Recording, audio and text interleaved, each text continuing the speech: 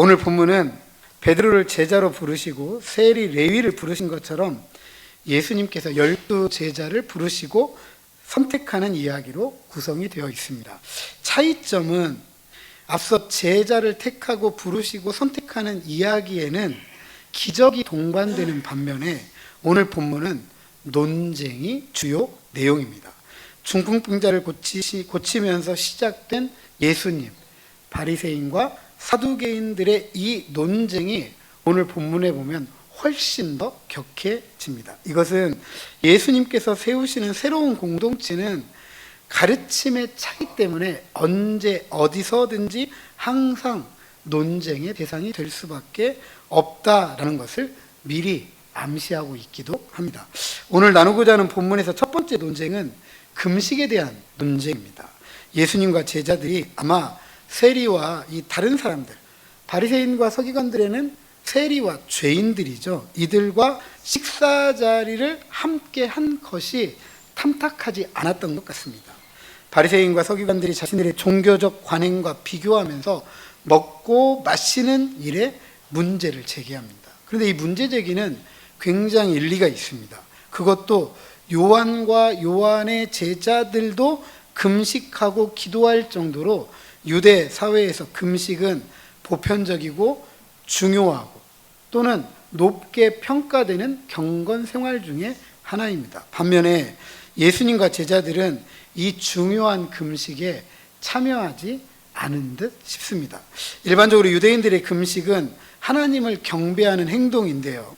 이스라엘의 절기 중에 대속죄일, 욤 키푸르라는 이 날이 있는데 이 날에 금식하고 예루살렘이 멸망한 날을 기억하면서 4일 동안 또 금식을 합니다. 회개와 탄식, 구원에 대한 기도가 포함되어져 있는데요. 바리새인들은 일주일에 2번씩 금식했고 일반적으로 이 금식은 하루에 걸쳐서 행하는 일이었지만 3일 또는 3주에 걸쳐서 진행이 되었고 이때에는 낮 동안에만 금식을 했습니다. 예수님께서도 기도를 동반한 금식에 참여했다는 것은 잘 알려진 사실입니다. 예수님이 금식하지 않았다, 제자들이 금식하지 않았다, 이건 아닙니다. 참여하셨어요. 바리새인들과 서기관들이 지금 문제 삼고 있는 것은 자신들과 같이 하지 않는다는 거죠. 자신들의 종교적 신념과 어울리지 않는다, 바로 이것입니다. 그들에게 있어서 지금은 금식할 때인데 왜 예수님과 제자들은 금식하지 않습니까? 라고 묻는 거죠. 이들은 이스라엘의 구속을 기다릴 만큼 상실의 시대, 상실된 것을 되찾고자 하는 종말론적 소망의 시대를 살았기 때문에 지금은 금식할 때다라고 믿었습니다. 하지만 예수님은 이들의 상실로 말미암은 종말론적 소망의 시대가, 즉 주의 은혜의 해 희년이 성취되었다. 누구를 통해서 성취되었다? 예수님을 통해서 성취되었다. 누가복음 4장 21절에 보면 오늘 너희 귀에 응하였다, 응답되었다 라고 하면서 종말론적 소망의 시대를 살아가면서 금식하는 것은 시대착오적이다, 지금은 금식할 때가 아니다 라고 가르쳤습니다. 그러니까 바리새인들과 서기관들의 종교적 신념을 꼬집은 거죠.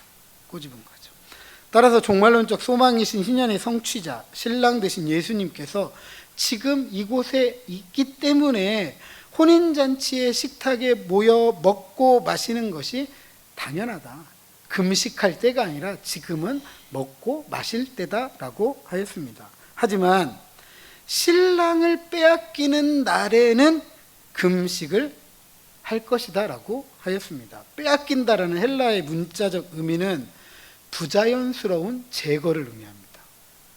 혼인잔치에서 꼭 있어야 될 주인공이 신랑과 신부인데 신랑을 빼앗겼다, 신랑이 부자연스럽게 제거된 상황, 어떤 상황에서 이런 일이 벌어지죠? 본인 스스로는 그렇게 하지 않을 거고, 어떤 경우에 누군가에 의해서, 어떤 외압에 의해서, 그죠? 혼인잔치의 주인공의 자리를 빼앗기고 박탈된 상태를 의미하죠. 그럼 이때는 먹고 마셔야 되나요? 이때도 먹고 마시는 분 계시나요? 지금 그 순간에는 아무도 먹지 못할 거예요. 못 마실 거예요. 이게 뭔 상황이지? 놀라죠? 이때에는 금식해야 된다라고 가르치고 있습니다. 그때가 바로 금식할 적합한 때다라고 하였는데, 이 때에 대한 다양한 이해가 있지만 신랑을 빼앗겼을 때, 신랑이 사라졌을 때, 그때는 하나님의 백성들이 신랑 대신 예수님을 구할 수밖에 없잖아요. 구원의 시대를 갈망할 수밖에 없습니다. 보편적으로 이 때를 예수님께서 십자가에 못 박히고 죽으신 이후부터 다시 오셔서 완성된 혼인잔치를 이룰 때까지라고 이해를 하고 있습니다. 따라서 금식 논쟁의 핵심은 금식을 해야 되느냐, 하지 말아야 되느냐의 문제가 아니라 금식을 할 적합할 때냐, 적합하지 않은 때냐에 대한 문제입니다. 이것을 가르치기 위해서 두 가지 비유, 한 가지 격언을 소개합니다. 그것을 36절, 37절, 39절에 이런 표현을 사용합니다. 뭐뭐 하는 자가 없다. 뭐뭐 하는 자가 없다. 새 옷에서 한 조각을 찢어 낡은 옷에 붙이는 자가 없나니, 새 포도주를 낡은 가죽 부대에 넣는 자가 없나니, 묵은 포도주를 마시고 새 것을 원하는 자가 없나니, 바로 그것입니다. 핵심은 새 것과 옛 것이 섞일 수 없다는 것입니다. 그렇다고 해서 옛 것은 사라져야 된다, 없어져야 될 것이다, 그런 의미 아닙니다. 새 것과 옛 것은 양립할 수 있어요. 하지만 문제는 새 것과 옛 것을 섞으려고 한다면 그 결과는 파괴적이다. 낡은 옷과 새 옷을 함께 쓰면 찢어지게 된다. 새 포도주와 낡은 새 포도주 부대, 낡은 포도주 부대를 함께 쓰려고 하면 터진다. 이런 이야기입니다. 그래서 새 것은 새 것대로, 옛 것은 옛 것대로 존중하고 두어야 한다는 것입니다. 왜냐하면 그 내용에 맞는 그 그릇이 필요하기 때문에 그렇습니다. 좀 그렇지만 요강에 쌀을 쌀통을 삶지는 않잖아요. 그죠? 쌀은 쌀통이라는 그릇을 사용해야 되는 거예요. 아무리 없더라도. 그죠? 문제는 39절에 지적하는 것처럼 바리새인들과 서기관들로 대표되는 유대인들이 왜 예수님께서 가져오시는 희년의 성취를 받아들이지 못했느냐라는 것이죠. 그것은 경직된 그들의 옛 종교적 신념만이 옳다라는 결정론적인 태도입니다. 이것만 옳아 그러면 다른 것은 다 뭐한 거죠? 틀린 거죠. 틀린 거죠. 그러니까 예수님께서 가져오신 참된 진리가 전해져도 내가 알고 있는 것이 옳다라고 결정을 했기 때문에 더 이상 새로운 진리가 귀에, 마음에 들릴 이유가 없는 것입니다. 다시 말씀드리지만 옛것이 틀렸다, 잘못됐다, 더 이상 필요 없다는 것이 아닙니다. 옛 종교적인 신념도 주의 은혜에 희년의 성취로 시작된 새로운 시대에 맞추어서 이해할 필요가 있다는 거죠. 바리새인과 서기관들이 상실의 시대에 상실된 것을 되찾기 위해서 메시아를 기다려온 것, 그래서 그것을 위해 금식한 것 틀려요? 잘못되었습니까? 아닙니다. 그런데 진정으로 그 메시아가 왔는데 자신들이 생각하는 것 그대로만 해야 된다고 주장한 것, 그것이 옳다라고 주장하는 것, 그 신념이 틀렸다라는 것이죠. 그래서 마지막 구절은 단순한 가르침처럼 들리는 격언이지만 단순한 가르침이 아닙니다. 묵은 포도주를 마시고 새 것을 원하는 자가 없나니 이는 묵은 것이 좋다함이니라. 포도주는 새 것이 좋아요? 오래된 것이 좋아요? 어떻게 아세요? 어떻게 아세요? 드셔보셨어요? 다른 사람들이 다 그러더라고요. 오래 발효된 게 좋대요. 오래 묵은 게 좋대요.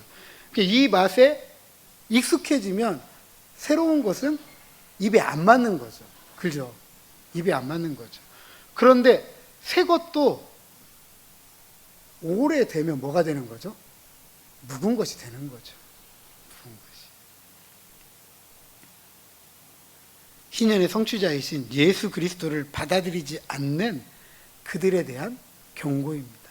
묵은 것만 좋다. 새 것은 아니다. 금식 논쟁 후에 안식일 논쟁이 등장합니다. 안식일 논쟁에 어울리게 안식일에 있었던 두 가지 사건을 소개합니다. 먼저 안식일에 예수님과 제자들이 밀밭 사이로 지나갑니다. 이때 제자들이 밀 이삭을 자르고 손을 비벼서 알곡을 얻어 입에 넣었습니다. 그리 문제가 되지 않는 것처럼 보이는데 어떤 바리새인들이 문제를 삼았습니다. 이들에게는 이런 행위가 안식일에 합당하지 않은 행위였기 때문인데, 심각한 것은 이들이 예수님과 예수님의 제자들이 밀밭 사이로 지나가면서 밀 이삭을 꺾어서 비벼가지고 알곡을 만들어 입에 넣었는지 안 넣었는지를 뭐 했다고요? 그걸 알고 있어요. 어떻게 했어요? 어떻게 알았을까요?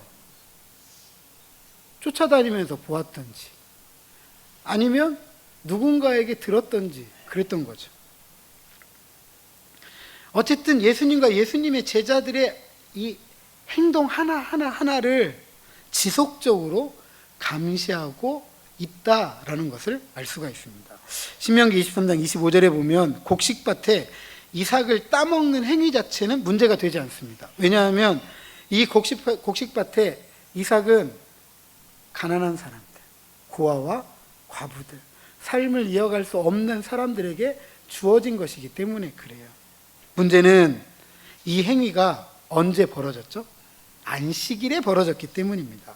미시나라는 이 유대인 이 전통 이 책에 보면 안식일은 쉼의 날이고, 그래서 해서는 안 되는 자세한 목록들을 제시하고 있습니다. 대체적으로 성경에 없는 규칙들이 많습니다. 이 목록은 41가 빠진 39개 목록으로 구성되어져 있고, 이 목록에 따르면 제자들은 뭐 했느냐? 거두고 두드리고 키질을 해가지고 음식을 만들어 먹은 4가지를 어긴 행위가 됩니다. 이런 바리새인들의 지적에 예수님께서 성경을 인용하면서 그들을 책망하고 제자들은 옹호합니다. 다윗이 자기와 함께한 자들이 배고플 때 하나님의 전에 들어가서 제사장들만이 먹는 바로 그 전설병을 먹고 함께한 자들에게 나누어 주었다라는 것입니다. 이것이 성경에 기록되어 있고, 너희들도 이 성경을 읽었고 이 이야기의 본질 읽었는데 이 이야기의 본질, 이 이야기의 의미 있는 메시지는 알지 못하는구나 라고 책망하는 겁니다. 진설병은 제사장들이 매 안식일에 새로 구워서 성소 안에 있는 상 위에 6개씩 2줄로 쌓아서 하나님께 드리는 빵입니다. 일주일 전에 진열된 빵은 다시 성소 밖으로 가지고 나와서 제사장들만이 정해진 장소에서 먹도록 규정하고 있습니다. 그렇다면 다윗은 제사장들에게만 허락된 빵을 먹은 것이고, 이것은 율법을 어긴 것이죠. 그죠? 그런데 예수님은 안식일에 어떤 것이 허락되느냐는 바리새인들의 질문에 율법에 어떤 것이 허락되느냐로 논쟁을 확장시킵니다. 다윗이 안식일에 이 진설병을 먹었는지 안 먹었는지는 성경에 분명하게 기록되어 있지는 않습니다. 그러니까 안식일 문제를 큰 율법의 틀에서 예수님께서 다루시는 거죠. 앞서 말씀드린 것처럼 다윗은 율법을 문자 그대로 따르지 않았습니다. 제사장들만이 먹어야 될 그것을 자기도 먹고 동료들에게도 주었기 때문이죠. 상황은 배고파 죽게 생긴 상황이에요. 그럼에도 다윗이 행한 이 일 때문에 대제사장에게 책망들었다, 혼났다, 징계를 받았다라는 이야기는 성경에 기록되어 있지 않습니다. 구약 성경 어느 본문에도 다윗의 이 행동이 부적절하다라고 밝히지 않습니다. 그렇다면 다윗의 이 행동은 성경이 적절하다라는 암묵적인 평가를 하고 있다라고 추론할 수가 있는 거죠. 그렇다면 바리새인들이 예수의 제자들을 비판한다면 그것은 곧 누구를 비판하는 게 되죠? 다윗과 다윗의 이 동료들을 비판하는 것이 되죠.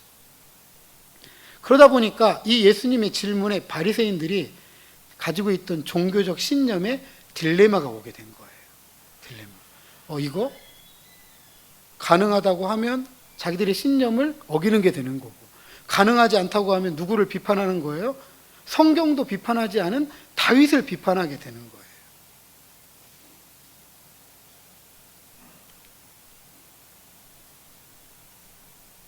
이래서 하나님의 율법은 사람들이 먹는 것과 같은 생존의 필요를 충족시키지 못하도록 의도된 것이 아니다. 오히려 하나님의 율법은 희년의 성취를 바라보도록 하는 것이고, 주의 은혜로 묘사되는 안식일은 누가복음 4장 18절 19절을 되새기게 합니다.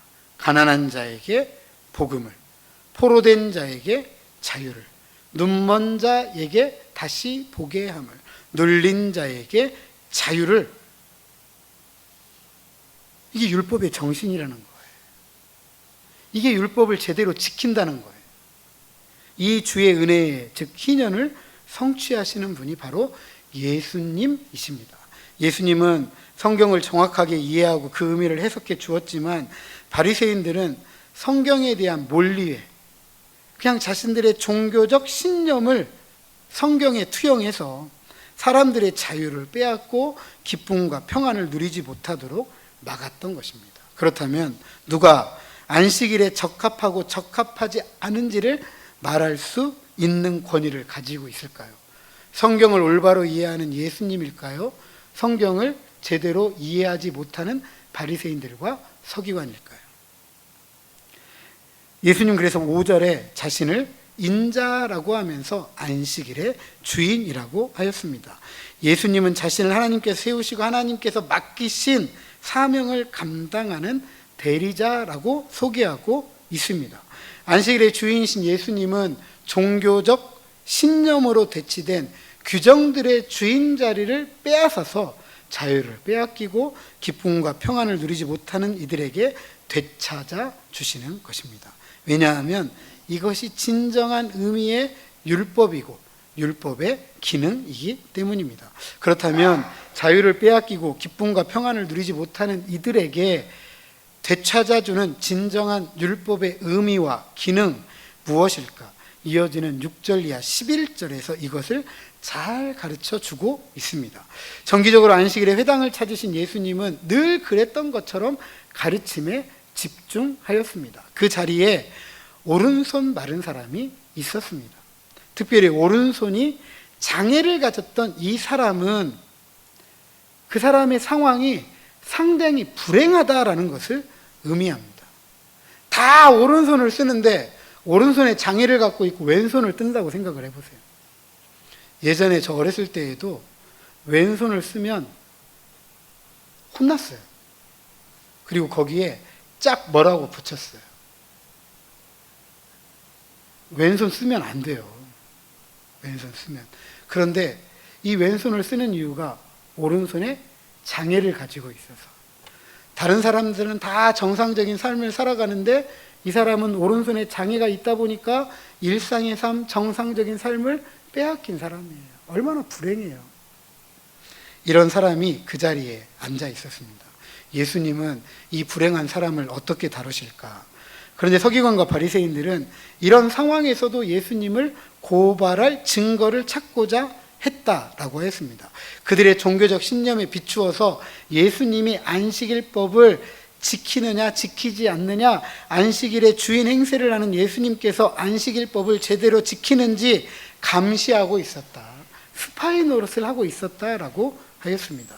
유대인들에게 안식일은 할례 그리고 정결법, 특별히 음식 규례와 더불어서 유대인의 정체성을 나타내는 핵심적인 역할을 했습니다. 그것은 공동체의 경계를 유지하고 공동체의 결속력을 보여주는 상징적인 것들이었습니다. 그렇다면 안식일의 주인이신 예수님은 공동체의 경계를 유지하고 공동체의 결속력을 위해서 노력하실까? 안식일법을 제대로 지킬까? 아니면 제대로 지키지 않으실까? 이 안식일에 예수님은 무엇을 하고 무엇을 하지 않으실까? 서기관과 바리새인들의 관심처럼 회당 안에 함께하고 있는 오른손에 장애를 가진 이 불행한 사람을 예수님은 안식일 규례를 따라 가만히 두실까? 아니면 안식일의 주인으로서 그 규례를 새롭게 하며 그의 불행을 돌보아 주실까? 당시 서기관과 바리새인들은 안식일에 병을 고치는 행위를 금지했습니다. 하지만 목숨이 위태로운 상황에 처하거나 아이를 낳는 상황이거나 할례를 베풀 필요가 있을 때에는 예외적으로 안식일 규례를 어기도록 인정을 해 주었습니다. 따라서 오른손에 장애를 가진 사람은 치료를 받기 위해서 안식일만 지나면 되잖아요. 치료를 받더라도. 왜요? 뭐에 문제가 없죠? 목숨이 위태롭지는 않아요. 평생 오른손에 장애를 가지고 살았기 때문에 그날 안 고쳐준다고 해가지고 그날 못 사는 거 아니에요. 그죠? 예수님은 이런 그들의 생각을 아시고 오른손에 장애를 가진 사람에게 한가운데 서라라고 말씀하십니다.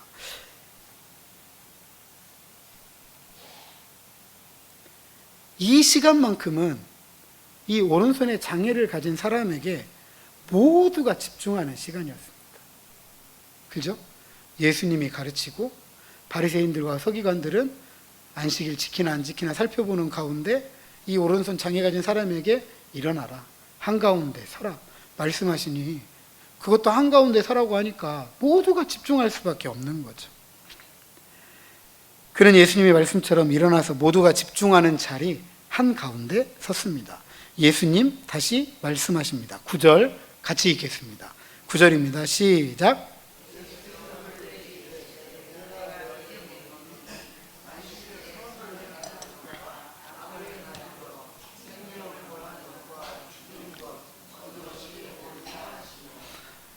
질문 같지만 이 질문에는 답이 정해져 있습니다. 안식일에 선을 행하고 생명을 구하는 것이 옳은 일이다.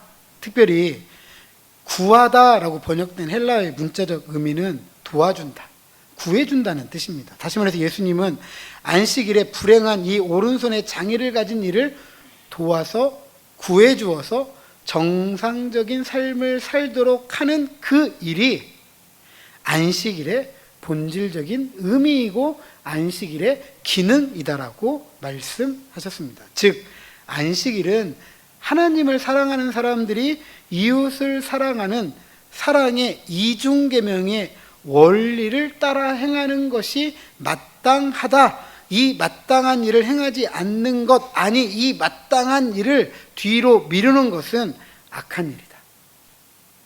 삶을 죽이는 일이다. 옳지 못한 일이라 라고 하였습니다. 전직 대통령과 관련되어 가지고 재판이 길게 끌어지니까 많은 분들이 그런 얘기 했습니다. 지연된 정의는 정의가 아니다. 그러니까 정의라는 것은 정의가 행사될 때 그때 행사되어야 되는 거예요. 그때 행사가 되지 않으면 정의가 비뚤어지고 왜곡되기 때문에 그렇습니다. 사랑의 계명을 본질적으로 따른다라는 것은 지금 선을 행할 때, 지금 생명을 구할 때 선을 행하고 생명을 구해야 된다. 뒤로 미루어서는 안 된다라는 것입니다. 그리고 그것을 확증하기 위해서 예수님은 이 오른손에 장애가 있는 이 불행한 사람을 회복시켜 주십니다. 이에 서기관과 바리새인들은 녹이 격분하고 분노가 가득하게 되었습니다. 왜입니까? 한 가지죠. 자신들의 종교적 신념대로 안식일이 지켜지지 않았기 때문이죠. 예수님의 이런 행동은 앞으로 바리새인들과 서기관들이 그렇게 전통적으로 지켜왔던 종교적 신념 안 따라도 된다라는 메시지를 다른 사람들에게 주기 때문에 그래요. 그러면 바리새인들과 서기관들은 지금까지 그들이 이 전통 때문에 지켜왔던 기득권 유지할 수 있을까요? 없을까요? 없게 되는 거죠. 이로써 예수님을 어떻게 할까? 물론 다른 복음서에서는 예수님을 죽일까 의논했다라고 굉장히 과격하게 등장하지만 오늘 본문에는 음모가 시작됩니다. 어떻게 할까? 그러나 예수님은 저들의 음모에 개의치 않고 기도하러 산으로 갑니다. 밤이 새도록 하나님께 기도합니다. 왜냐하면 제자들을 부르고 택하시기 위함이죠.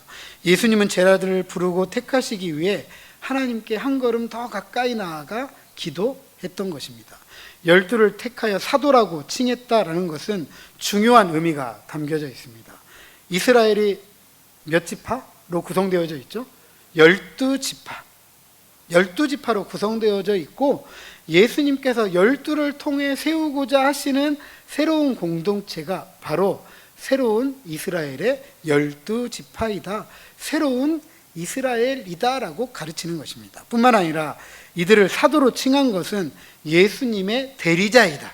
예수님의 사역에 동참할 수 있는 권위를 허락한 사람들이다. 그 사역은 하나님 나라의 복음, 주의 은혜의 해, 희년의 성취를 알리는 전도자가 되도록 하는 것입니다.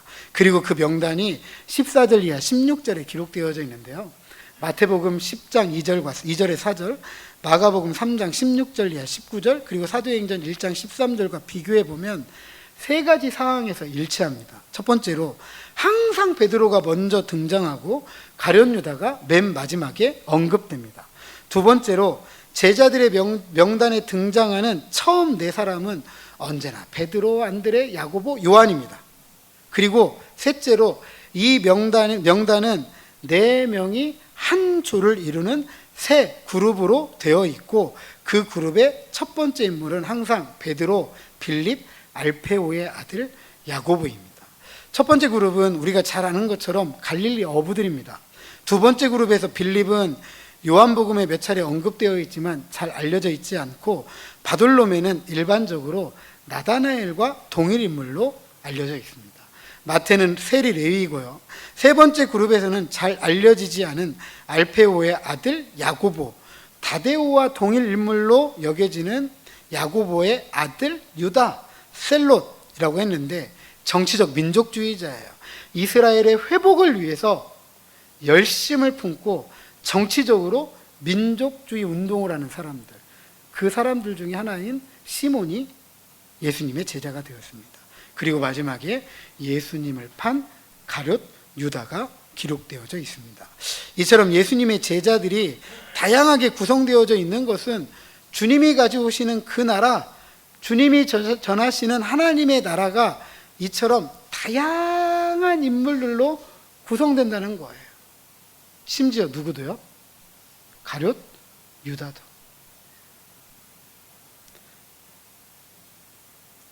왜냐하면 이 나라가 희년의 성취자이신 예수님의 초대에 언제나 응답하는 이들이 참여하기 때문에 그렇습니다. 사랑하는 성도 여러분, 예수님께서 제자를 세우시는 과정을 통해서 몇 가지를 우리는 기억해야 됩니다. 첫 번째로 예수님은 제자들을 주의 은혜에 희년의 성취를 전하기 위해 이 땅에 오셨던 예수님처럼 그것을 전하도록 부름을 받은 전도 공동체이다. 두 번째로 12를 택하여 부르시고 사도로 세우신 이유는 새로운 이스라엘로 이해되는 교회 공동체를 세우고자 하셨다라는 것입니다. 세 번째로 새로운 이스라엘로 이해되는 교회 공동체는 옛것으로 이해되는 종교적 신념으로 지금 선하고 도움이 필요한 이들을 돕는 일을 뒤로 미루지 않고 지금 즉시 선하고 도움이 필요한 옳은 일을 해야 된다. 정의로운 공동체입니다.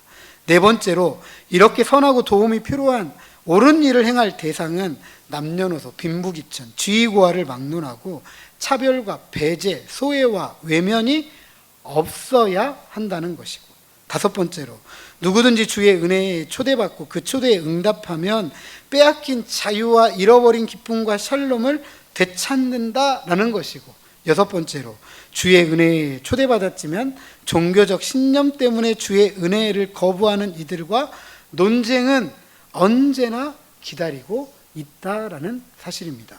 이런 기억은 오늘 우리가 함께 세워가는 교회 공동체에 교훈을 줍니다. 왜냐하면 우리는 그리스도인이기 때문입니다. 영어로 크리스찬, 크라이스트, 그리스도의 IAN, 따르는 사람들이 붙은 거예요. 그러니까 그리스도인은 그리스도를 따르는 사람들, 즉 그리스도의 제자입니다. 그리스도의 제자는 그리스도의 가르침, 즉 주의 은혜를 따라 살아가며 그 가르침을 전합니다.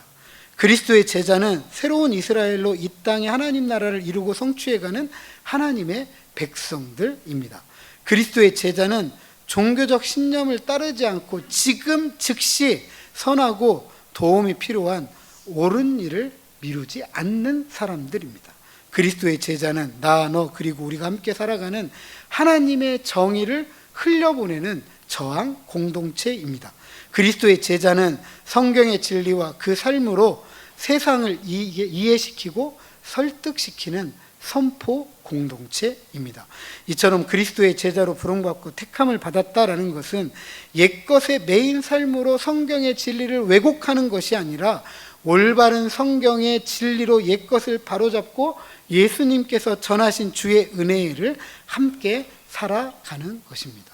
이로써 자유를 빼앗겨서 기쁨과 평안을 잃어버린 이들이 삶을 보통의 삶, 일상의 삶, 정상적인 삶을 살아가도록 돕는 것입니다. 그리고 교회는 공동체적으로 이 일이 지연되지 않도록 지금 즉시 곧 실행해야만 합니다. 은퇴식을 앞두고 있습니다.